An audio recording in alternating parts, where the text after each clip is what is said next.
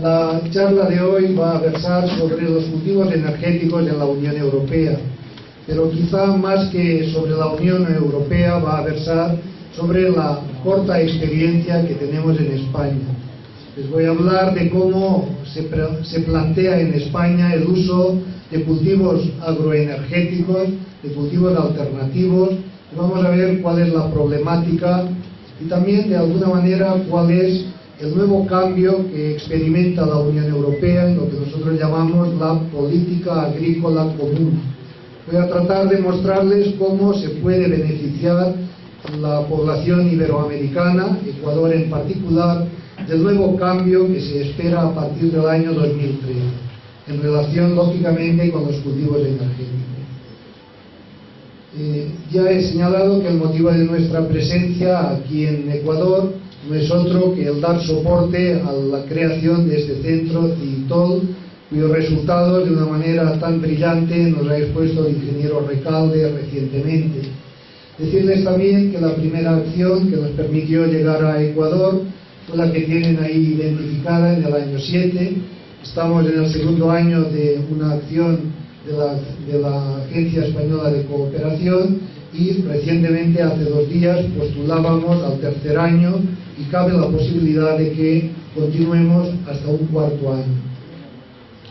A veces más importante que lo que uno pueda decir es saber dónde está. Ahí tienen a modo de tarjeta de presentación nuestras coordenadas. Trabajamos en el Departamento de Producción Vegetal de la Escuela Técnica Superior de Ingenieros Agrónomos de la Universidad Politécnica de Madrid, y que sepan que detrás de estos números de teléfono, o quizá mejor de esta dirección electrónica, nos van a tener siempre a su disposición para intentar aclarar o ayudarles en cualquier duda que se les pueda presentar.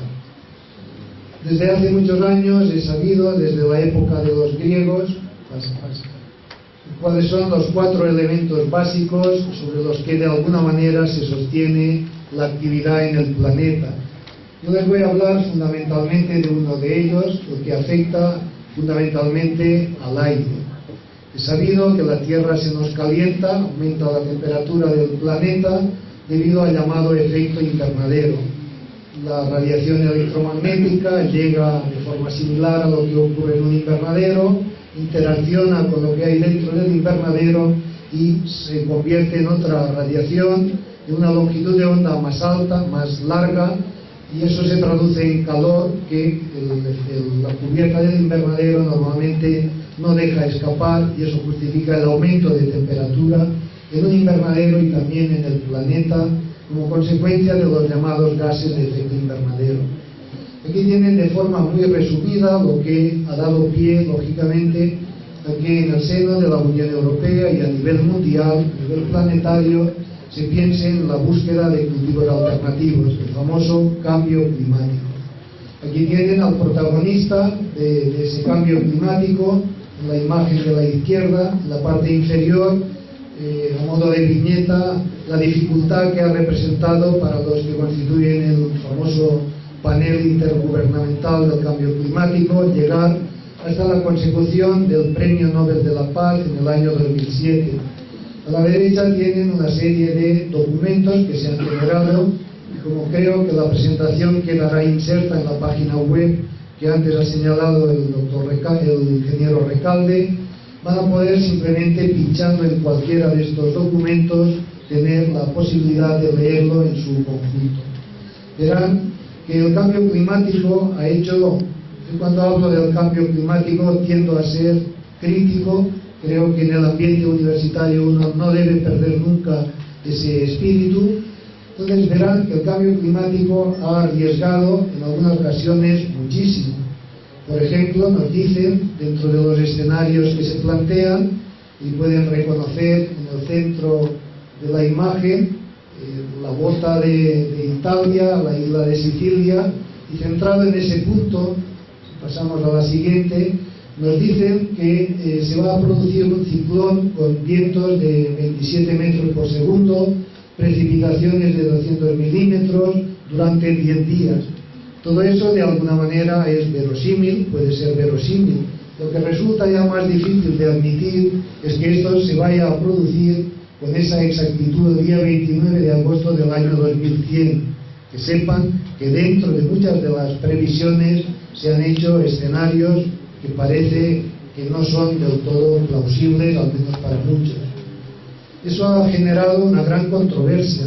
Y saben que hay personas disidentes del famoso panel intergubernamental que se han atrevido a decir, como el doctor Gray, neozelandés, pues que los informes son una estafa, una mentira, o que es falso mucho de lo que se ha dicho, o que hay una serie de premisas corruptas, etcétera, etcétera. Frente a todo eso, si pasamos, no hay duda de que hay evidencias muy claras de que el cambio climático es una realidad, como es el aumento de temperatura, o bien el aumento del nivel del mar, o bien el deshielo, la pérdida, digamos, de hielo y de nieve en muchos entornos. En España tenemos, si pasamos a la siguiente,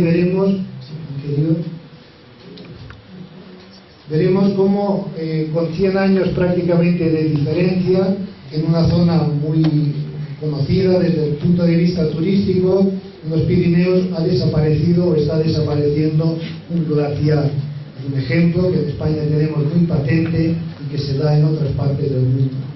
Aquí podemos ver la consecuencia real del aumento de CO2 que podemos constatar.